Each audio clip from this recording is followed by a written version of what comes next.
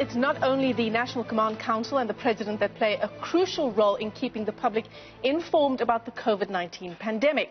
Sign language interpreters have become an essential part of communication during these media briefings, since sign language has become an official language. And in fact, our sign language interpreters have been receiving so much traction, so much attention recently on social media. Let's just take a look at this.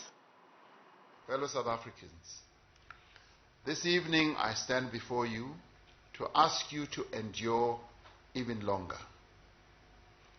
I have to ask you to make even greater sacrifices so that our country may survive this crisis and so that tens of thousands of lives may be saved. After careful consideration of the available evidence, the National Coronavirus Command Council has decided to extend the nationwide lockdown by a further 2 weeks beyond the initial 21 days.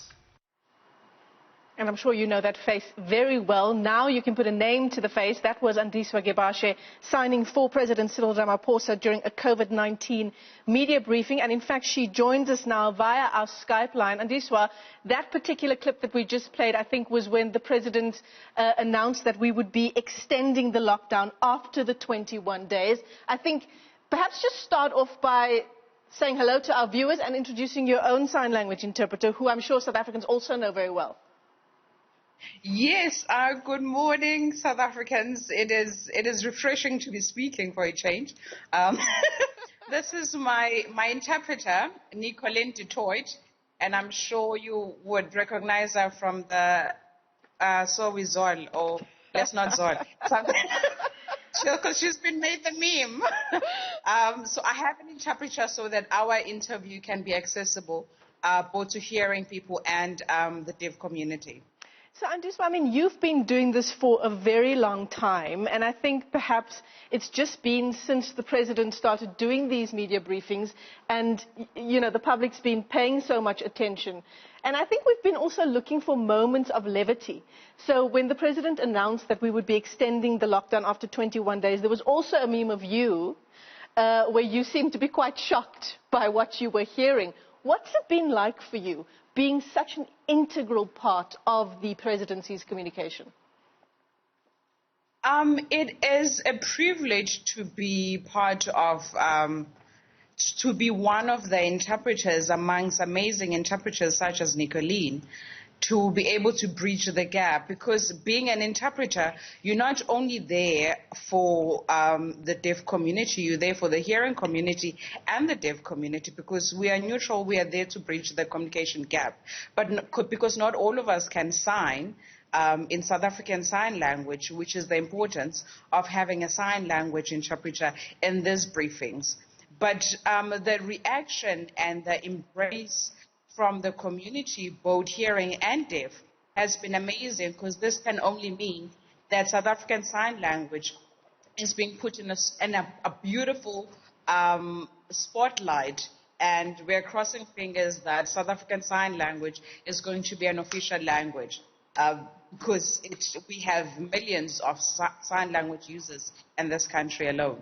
Absolutely. And I mean, the deaf community have for so long raised issues about how they are unable to access certain things, you know, like transport, like education, like certain essential services as well. I'm actually just thinking of the one issue that was raised on the issue of wearing masks in public and how that affects the deaf community when signing. Exactly, because if I were to cover my face and just put this, you won't be able to see my facial expression, and the facial expression is the grammar of the language. That's where you can tell the tone, the register of a person, which is very important, because without the facial expression, then it's monotone. You can't pick up what the person is really saying. Andiswa, I just want to take a step back, perhaps, if we may, to how you got into this profession. Just tell us your story. Oh, good God. It's a live show. I'm not sure we have that much time, but I'll try and summarize it. Version, yeah. I am a coder. My father is deaf, and South African Sign Language is my home language. My mom is hearing Andiswa Gebashe in Durban. I should always say I leave her out in these interviews. So after matric, I was discovered by two ladies, Asanda Kalchwa and Thelma Kote. They owned a training company at that time, Sazlink. And Sazling, in partnership with Wits University, they trained interpreters. They discovered me when I just knew the language and not interpreting, because being bilingual does not make you an interpreter. You can know sign language, but it doesn't mean you can interpret from sign language into any other language and vice versa.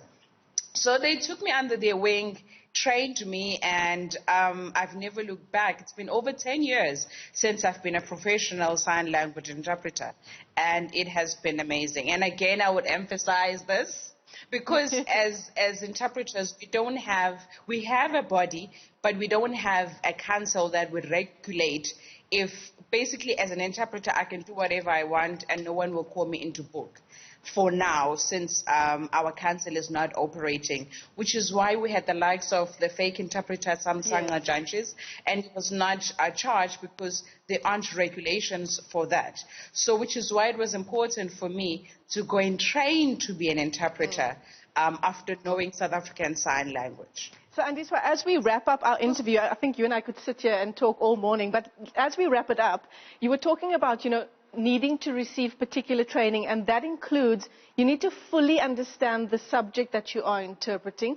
And this is a very important one. You need to have a really good memory, because the person who's speaking is not trying to keep up with you. You are trying to keep up with them. Exactly. It's simultaneously. So if you're a sign language interpreter, you at least need to be above average. You gotta have some pockets of intelligence. You gotta have an excellent memory, because we are almost 2 seconds behind, which is why prep material is important as well, and to be well read, to know the subject that you're going to be interpreting into or for, and to read and be updated with everything, with regulations, with laws, with different acts of this country, so that when you're on that platform interpreting, you know what you're interpreting, because you can never interpret something that you yourself don't understand. Well, thank you so much for the incredibly important work that you and Nicoline do. You are certainly one of the frontline workers as we continue to come to terms with how we deal with COVID-19. And that's Andiswa Gebashe. Such a pleasure talking to her. You would have seen her and her sign language interpreter there, Nicoline, on your screens at various moments during COVID-19 when the President's been addressing the nation.